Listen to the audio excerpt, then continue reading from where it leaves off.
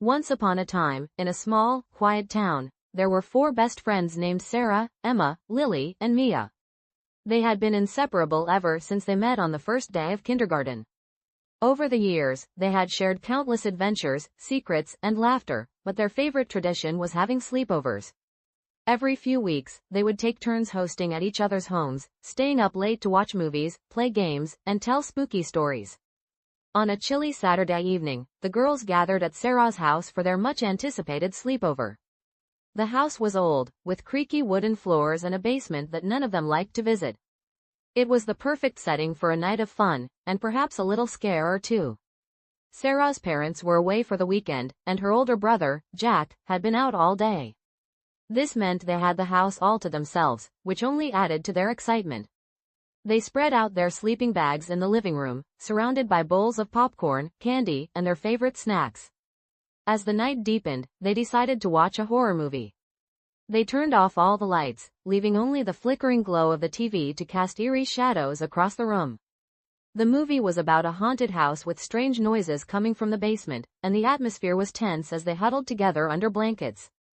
Just as the movie reached its climax, a sudden noise echoed through the house, a loud, thumping sound that seemed to come from beneath them. The girls froze, their eyes widening in fear.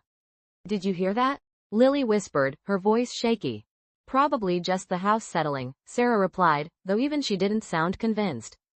But then, the sound came again, this time louder and accompanied by what sounded like scraping. The girls exchanged nervous glances, and Mia clutched her pillow tightly.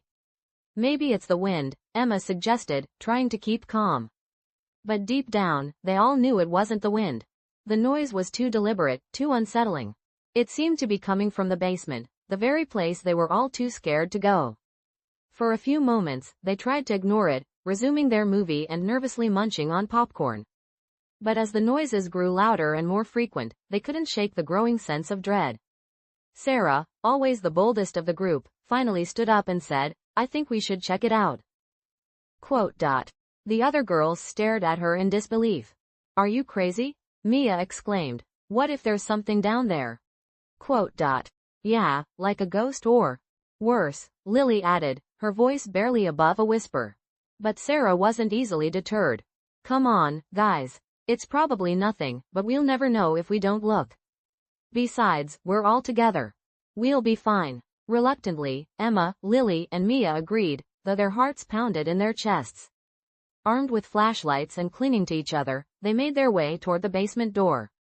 The old wooden stairs creaked under their weight as they descended, the air growing colder and heavier with each step. At the bottom of the stairs, the dim light from their flashlights flickered across the room. The basement was cluttered with old boxes, tools, and furniture draped in dusty sheets. Everything was still, too still. And then, in the far corner of the room, they saw it. A dark, shadowy figure standing perfectly still. For a moment, none of them could move. Fear paralyzed them as their minds raced with terrifying possibilities. The figure didn't move, didn't make a sound, but it was there, looming in the darkness. It was too much to bear. Mia was the first to scream, followed quickly by the others. They bolted up the stairs, their flashlights bobbing wildly as they raced back into the safety of the living room. They slammed the basement door shut and locked themselves in Sarah's room, their hearts pounding and their breaths coming in gasps. "What was that?" Emma cried, her eyes wide with fear. "I don't know," Sarah replied, her own voice shaking. "But it wasn't my imagination, I swear." "We need to call the police," Mia insisted, grabbing her phone. But Emma hesitated. "What if it's just a prank? Maybe Jack's messing with us or something. We don't want to freak out over nothing." For a long time, they argued back and forth, torn between calling for help and trying to rationalize what they had seen. Every creak of the house, every gust of wind outside, seemed to send their nerves into overdrive. The minutes dragged on, each one feeling like an eternity. Then, there was a knock at the door. The girls jumped, their hearts leaping into their throats. They stared at the door, not daring to move. "Who is it?" Sarah called out, her voice trembling. "It's me, Jack," came the reply. Relief washed over them as they unlocked the door and let him in. Jack stood there, looking a little confused and a little amused at their panicked faces. "What's going on?" he asked. "Why are you all freaking out?" Quote. Sarah quickly explained everything. The noises, the shadow in the basement, their fear that someone or something was down there. Jack raised an eyebrow and chuckled. Oh, that? I was in the basement earlier trying to fix a leak. I must have left my tools down there.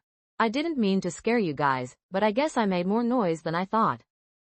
Quote. The girls stared at him in disbelief. You were down there this whole time? Mia asked, her voice rising in exasperation. Jack nodded, looking sheepish.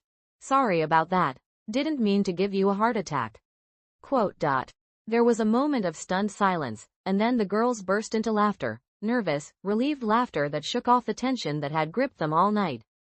They had let their imaginations run wild, but in the end, the ghost had just been Sarah's older brother, clumsy with his tools. I can't believe we got so scared over nothing, Lily said, wiping tears of laughter from her eyes. Hey, at least we stuck together, Emma pointed out. Even if we were ready to call the cops. Quote.